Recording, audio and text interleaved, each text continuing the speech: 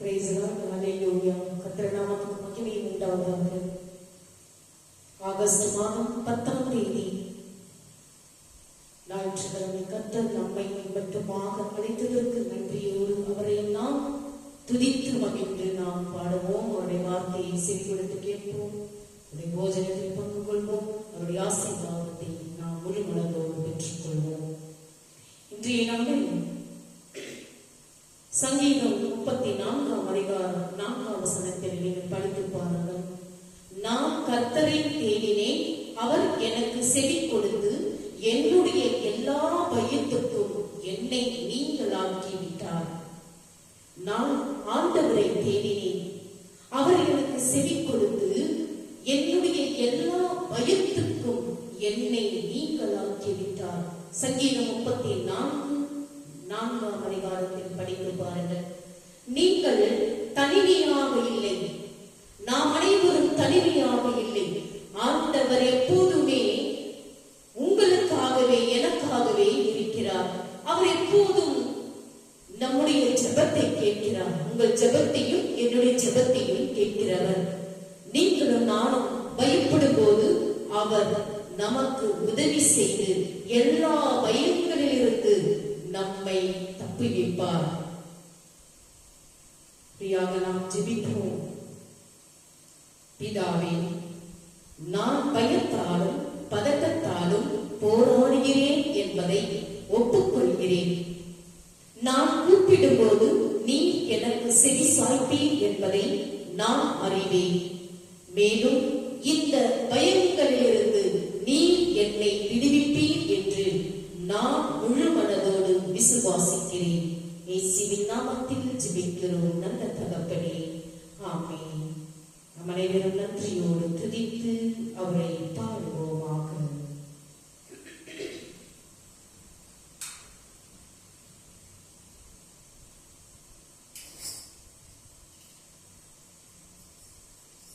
உன்னின் திருமையாய்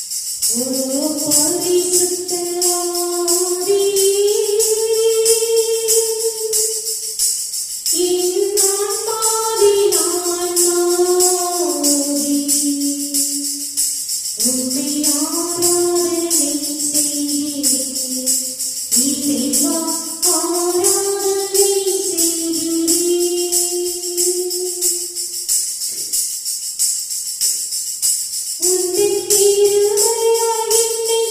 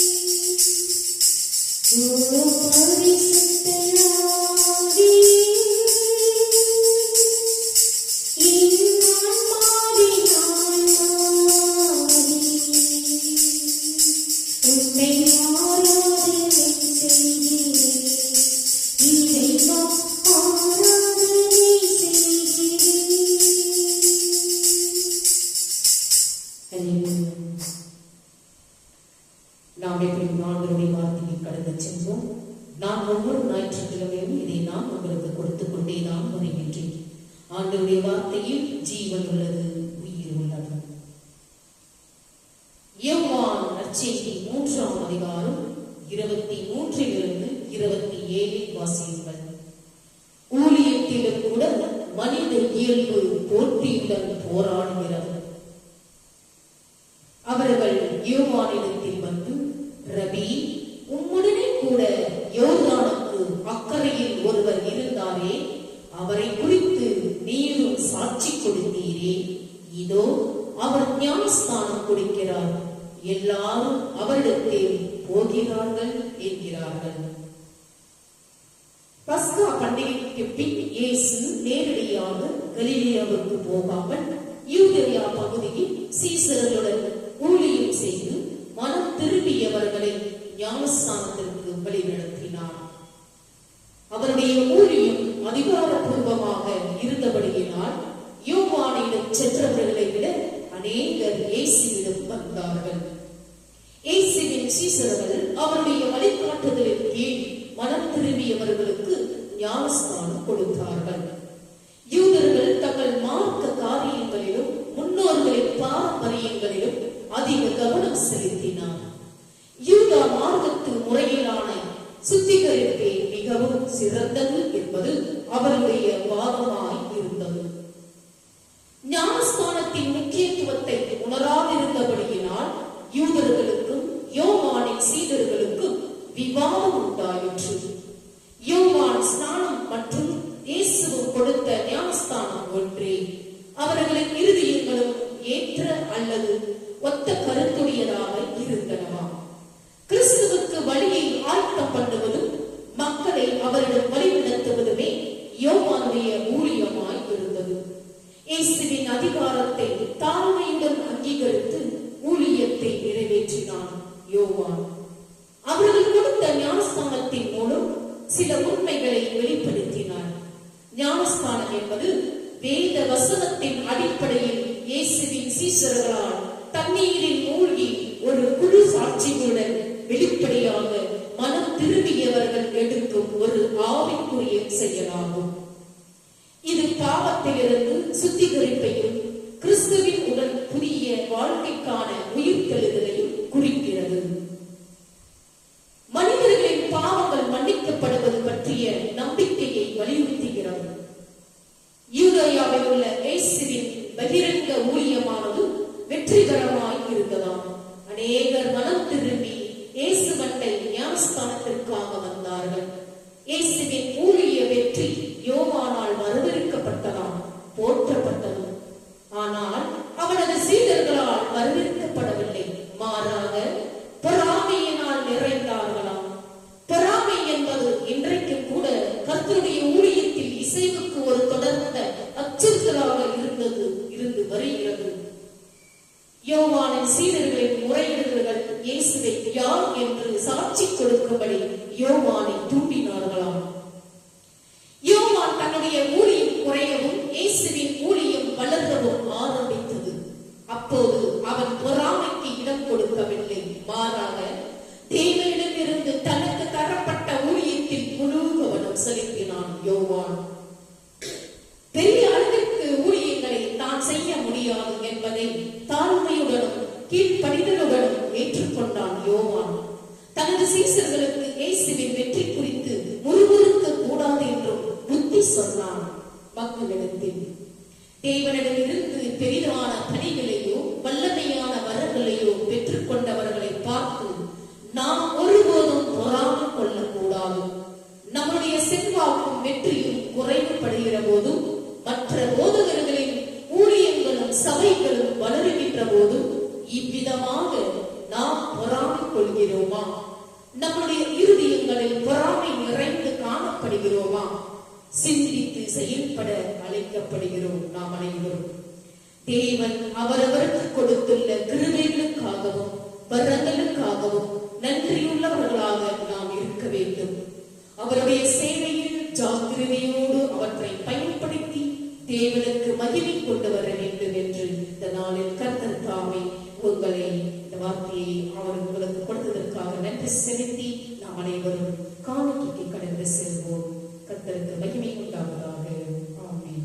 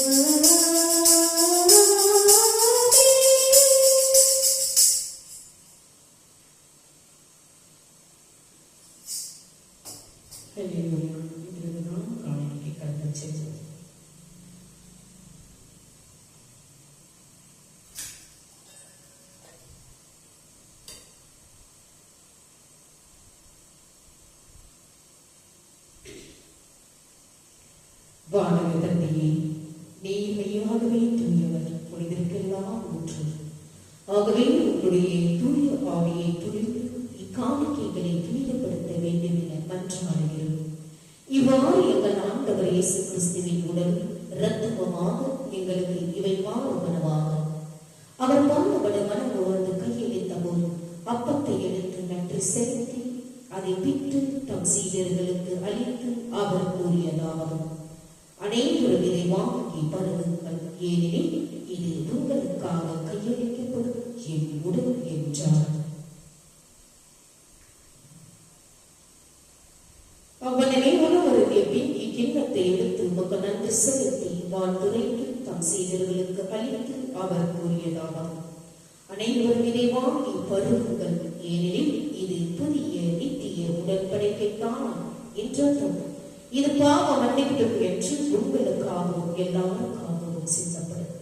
இது என் நினைவாக செல்லுங்கள் என்றார். நம் அனைவரும் அவருடைய திருவுடலை திருரத்தத்தை ஒரு மனதோடு பகிர்ந்து கொள்வோமாக.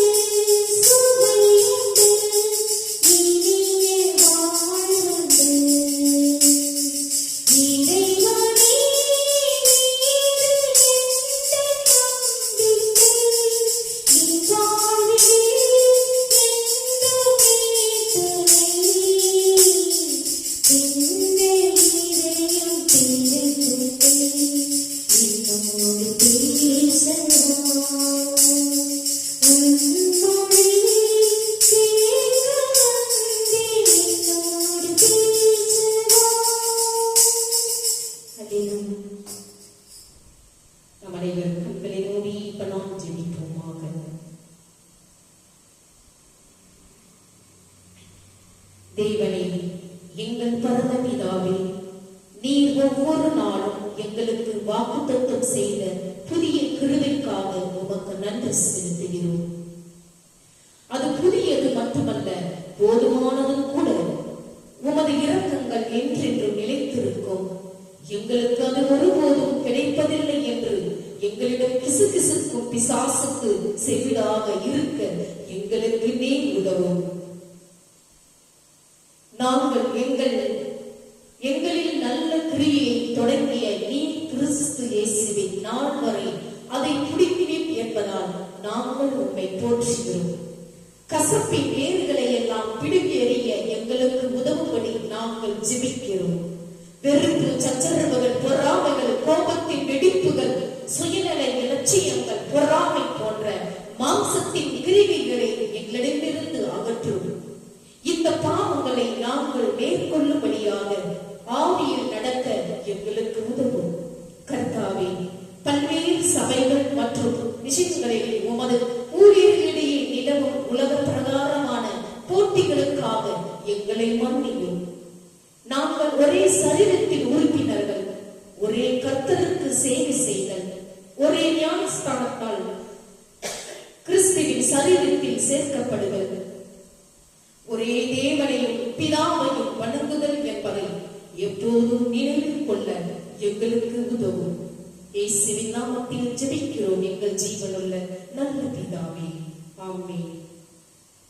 என் ஆத்துமாவே கர்த்தரை ஸ்தோத்திரி, என் முழு உள்ளமே அவருடைய பரிசுத்த நாமத்தை ஸ்தோத்திரி. என் ஆத்துமாவே கர்த்தரை ஸ்தோத்திரி, அவர் செய்த சகல உபகாரங்களையும் மறவாதையும். நம்ம அனைவரும் கண்களை மூடி ஜெபிப்போம். நம்முடைய ஆண்டவராகிய இயேசு கிறிஸ்துவின் கிருபை, பிதாவினுடைய அன்பும் பரிசுத்த ஆவியினுடைய அந்யோன்ய ஐக்கியமும் நம்மோடும் நம்முடைய குடும்பத்தோடும் யாரெல்லாம் இந்த யூடியூப் சேனலை பார்த்து கொண்டிருக்கின்றீர்களோ ஆண்டவருடைய வெளிச்சமானது உங்கள் மேல் பிரகாசமடையத்தக்கதாகவும் ஆண்டவர் வரும் மற்றும் உங்கள் மேலும் உங்கள் குடும்பத்து மேலும் சந்தோஷம் சமாதானம் என்றென்றும் நிலைத்திருப்பதாக. ஆமென். May God bless you. ஆண்டவர் உங்களை ஒவ்வொருவரையும் ஆசீர்வதிப்பாராக.